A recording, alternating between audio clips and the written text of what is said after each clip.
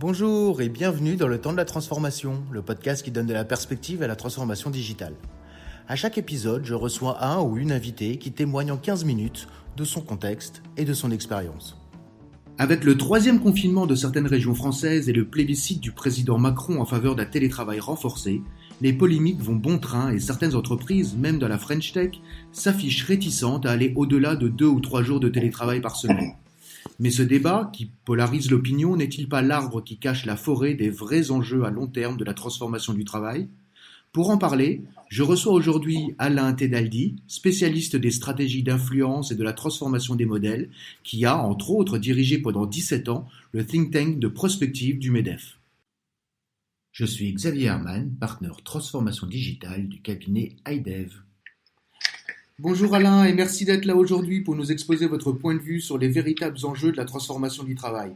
Que pensez-vous de ce débat sur le télétravail ? Bonjour Xavier, un grand merci pour votre invitation et je crois que vous commencez par la question clé du moment. Il me semble que ce débat sur le télétravail est mal posé. Mal posé parce qu'il est réducteur. Très souvent, on pose la question « êtes-vous pour ou contre le télétravail ?» Or, finalement, le télétravail ne se réduit pas à l'arbitrage, travail à la maison ou travail au bureau. Il est nécessaire d'intégrer dans les réflexions les questions des tiers-lieux, du flex-office. Bref, on est bien loin du flexi-work à la finlandaise, où cette porosité vie personnelle, vie professionnelle est réellement prise en compte, mais tout en gardant une sécurité pour les collaborateurs. À la fois liberté et sécurité. Et finalement, sont peut-être les deux drivers, les deux leviers qui sont importants. Alors certes, le débat sur le télétravail ne date pas du 16 mars 2020. Finalement, il a commencé dans les années 70 et a pris un nouveau tournant en 1993 avec le rapport de Thierry Breton qui évaluait à 16 000 personnes le nombre de télétravailleurs en France. Ça faisait pas beaucoup, hein ? Ça faisait pas beaucoup. Et Thierry Breton pointait ce potentiel de développement et de création d'emplois par le télétravail. Mais 30 ans après, finalement, on reste toujours dans cette difficulté culturelle de l'acceptation du télétravail et donc la difficulté également opérationnelle de sa mise en œuvre. Parce qu'on est toujours dans la logique que les nomades ne travaillent pas, que ceux qui ne sont pas directement dans les bureaux, on ne les voit pas, donc on a du mal à imaginer. Je dis bien là, c'est le management dans son ensemble de l'entreprise.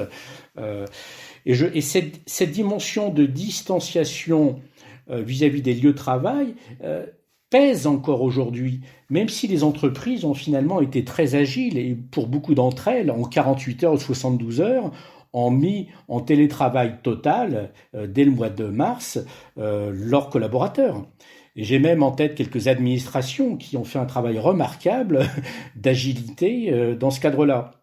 Mais qu'est-ce que l'on constate aujourd'hui ? 7 Français sur 10 souhaitent généraliser ce télétravail en période post-Covid. 7 sur 10.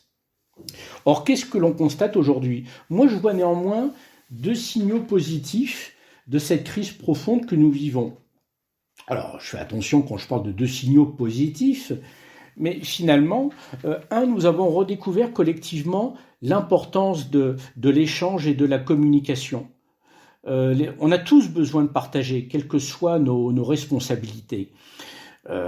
Donc ça, c'est un premier point, et ce manque sera peut-être positif pour l'avenir parce que ça va peut-être retraduire et recréer du vivre ensemble social.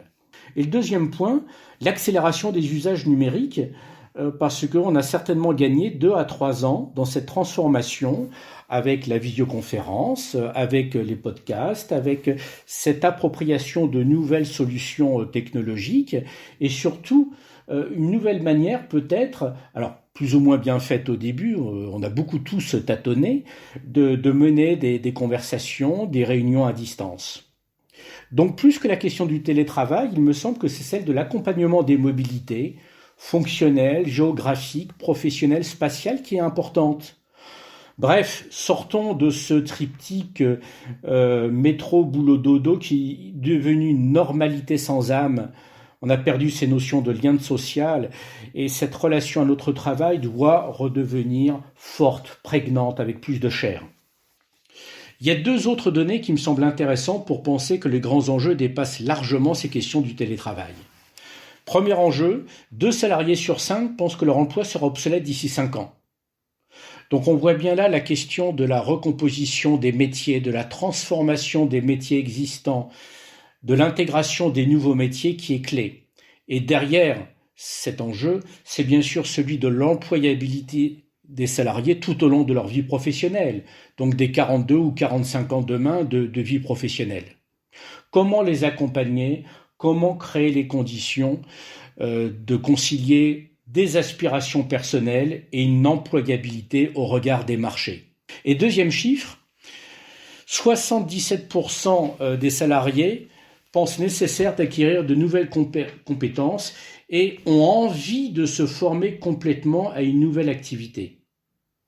Donc au regard de cela, qu'est-ce que l'on constate? On constate que l'entreprise seule ou l'employeur public ne sont pas les seuls acteurs du jeu professionnel dans le monde du travail.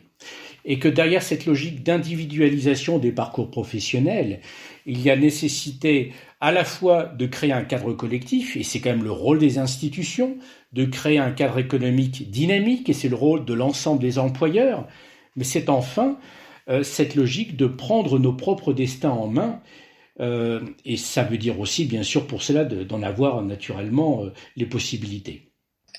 Oui, parce que, alors vous l'avez un petit peu abordé, mais ça allait être ma seconde question, c'est-à-dire que la transformation de la relation entre les entreprises et la société, ou encore ce qu'on appelle le rôle sociétal des entreprises, donc on met derrière ce grand acronyme de RSE, donc les entreprises à mission par exemple. Pour vous, c'est de la com ou vous y voyez des réalités tangibles aujourd'hui? Et le cas échéant, quels sont les impacts sur le travail et les missions des collaborateurs? Le sociétal rentre pleinement dans le monde du travail après des décennies de fondamentaux en majorité financiers. On parlait tout à l'heure de temps long et d'espace de réflexion. Peut-être encore plus en période de crise longue, comme nous la vivons aujourd'hui. L'articulation entre la finalité, les ressources et la mise en œuvre doit favoriser cette projection vers un futur. Aujourd'hui, 3/4 des travailleurs dans le monde disent vouloir travailler pour une entreprise apportant une contribution positive à la société. Et ce sentiment est particulièrement marqué en Chine, 87%, en Inde, 90%, et en Afrique du Sud, 90%. Donc, par ailleurs, j'ai quand même envie de voir aussi, par conviction personnelle, cette dimension positive du rôle sociétal des entreprises et de leur positionnement et implication. Parce que les jeunes générations qui arrivent sur le marché sont en attente d'engagements prononcés et n'hésitent pas à se détourner des acteurs dont la marque employeur serait insuffisamment crédible, insuffisamment engagée sur ces questions de société. On parle là d'inclusion, de diversité, de solidarité, en complément de l'objet économique premier. Et cette réputation des marques tient de plus en plus à un fil et nécessite une attention de tous les instants dans la cohérence entre les intentions et les actes apportés aux différents publics. Donc cette cohérence entre les déclarations d'intention et la réalité des actes, mais cette cohérence également entre les valeurs affichées et l'état des pratiques sociales et managériales. Surtout à un moment où la parole se libère de plus en plus, en particulier sur les réseaux sociaux. D'accord. Alors dans ce contexte, est-ce qu'il est possible de transformer l'entreprise sans transformation des dirigeants ou des conseils d'administration? Et que penser par exemple du limogeage d'Emmanuel Faber? Est-ce que pour vous c'est lié à un manque de vision ou de modernité des actionnaires de Danone? Alors je trouve difficile de porter un jugement sur cette affaire Faber chez Danone.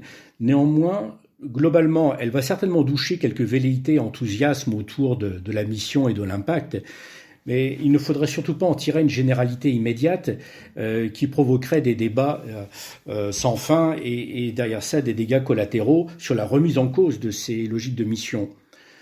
Qu'est-ce que l'on sait aujourd'hui de cette affaire finalement? Il y a 3 fonds d'investissement ont obtenu la destitution d'Emmanuel Faber. Mais qu'est-ce qu'ils ont critiqué officiellement? C'est l'insuffisance des résultats et des marges. Mais néanmoins, il ne me semble pas qu'ils aient remis en cause la pérennité même du projet social et sociétal de Danone. Après, il y a certainement des dissensions au sein du conseil. On a parlé d'un management solitaire, par exemple du dirigeant. Bon, en tout cas, c'est ce qui a fuité dans la presse. Néanmoins, ce qui est quand même intéressant à noter, c'est il y a un comité de mission chez Danone qui est présidé par Pascal Lamy. Ce comité de mission a été imposé par la nouvelle loi Pacte. Et finalement, ce comité de liaison qui veille à s'assurer de la bonne exécution de la mission donnée par l'entreprise est resté silencieux. Donc il est probable que lors de la prochaine Assemblée générale, on fasse, je dirais, une communication plus large et plus précise. Mais au-delà de l'affaire Faber, ce qui est quand même intéressant, aujourd'hui dans le monde économique, c'est la mise en mouvement des entreprises. Je pense que beaucoup d'acteurs sont en train déjà de préparer ce monde d'après. Alors, certains en restent aujourd'hui à cette lecture financière évoquée tout à l'heure, mais d'autres travaillent vraiment sur de nouveaux modèles, de nouvelles pratiques managériales, de nouvelles relations aux écosystèmes. Et là, dans ce cadre-là, la définition et le déploiement de nouvelles pratiques vont nécessairement apporter une nouvelle manière d'exercer la gouvernance même des entreprises. Alors, bien sûr, il y a eu le code AFEP-MEDEF qui a pointé des bonnes choses, mais entre la réalité d'un code parfois très ambitieux et les pratiques mises réellement en œuvre, il y a parfois un gouffre. Donc, ce qui me semble particulièrement important, au-delà des changements de gouvernance, c'est bien sûr la recomposition des comités exécutifs et des équipes dirigeantes dans les organisations. Et comment est-ce qu'on peut imaginer un instant, je pose cette question, penser, transformer sa propre entreprise sans soi-même s'être transformé, avec un nouveau regard au regard de ces 12 mois que nous venons de vivre, qui ont quand même créé beaucoup de souffrance pour tout un chacun. Comment peut-on imaginer moduler, travailler autrement, repenser son management, ses relations avec les clients et ses collaborateurs, sans soi-même s'être remis en cause et être allé chercher peut-être de nouvelles voies dans sa façon, par exemple, de délivrer son leadership. Et comment est-ce qu'on est nous-mêmes, comment s'est-on transformé en tant que femme, en tant qu'homme, avant même d'être dirigeant ? Je pense qu'il y a là un enjeu très très important de transformation personnelle, de développement personnel, de nouveaux regards, j'irais, vis-à-vis de la vie, vis-à-vis de la société, vis-à-vis de sa famille, vis-à-vis de son entreprise, vis-à-vis de son emploi. Et si je dis pas de transformation de l'entreprise sans transformation personnelle, ce sont ces interactions qui créent également de l'énergie, de l'enthousiasme et de la force. Un autre exemple, regardez Euronext, qui vient de mettre en place le premier indicateur ESG du CAC 40. C'est bien le signe d'une nouvelle lecture des entreprises. Ah oui, bien sûr. Alors, vous l'avez un peu évoqué, mais pour conclure aujourd'hui, pensez-vous que cette tendance à la mise en place d'écosystèmes soit nécessaire à la performance des entreprises et que cette organisation, qui est beaucoup plus atomisée de la vie économique, permette de mieux redistribuer la valeur au sein d'un tissu de PME, TPE, travailleurs indépendants ? Aujourd'hui, le paysage français se compose en gros de 5400 ETI, 140 000 PME, 3 millions de TPE et 3 200 000 indépendants, selon Statista. Et si je mets cela en parallèle d'un chiffre intéressant, c'est que 74% des jeunes indiquent vouloir créer leur propre entreprise et 30% d'entre eux veulent la créer dans les 2 ans à venir. En conclusion, donc, aborder ce futur du travail ne revient-il pas à nous demander collectivement, acteurs économiques, sociaux, individus, collectifs, institutions, de quel travail voulons-nous et de quelle manière souhaitons-nous prendre nos destins en main ? Donc il y a bien sûr cette question du partage de la valeur, mais en amont, cet enjeu de la création de valeur. Quand je parlais tout à l'heure de relancer la machine économique, c'est aussi d'aller chercher de nouveaux segments de marché, de nouvelles offres, de nouvelles interactions. Mais c'est également, avec les écosystèmes, de porter haut et fort cet enjeu de solidarité et de coopération entre entreprises, entre actifs, entre institutions. On manque de solidarité et de coopération, y compris sur le plan économique.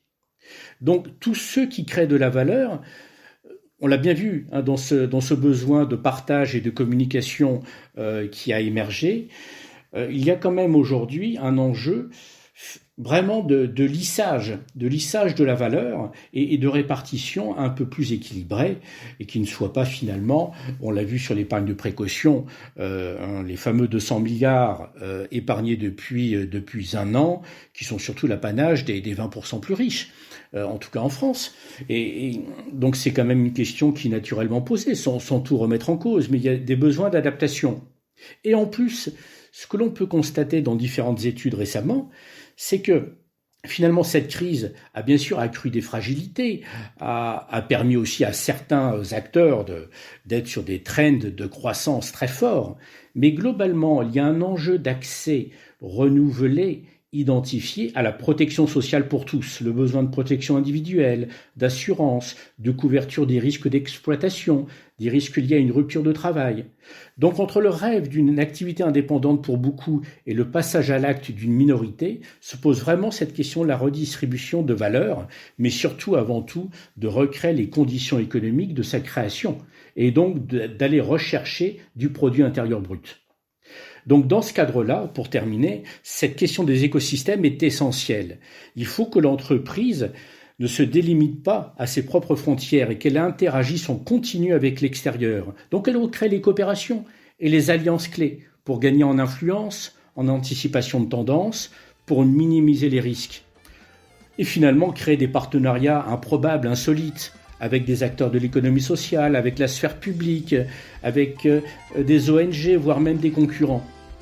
Et enfin, pour terminer, et c'est là où je trouve que ce futur du travail est porteur d'espoir, ces nouvelles aspirations autour de la frugalité, de la biodiversité, de l'authenticité, du tech for good, c'est quand même une nouvelle donne à prendre en compte qui peut générer de la valeur, une valeur durable et responsable. Super, merci beaucoup Alain.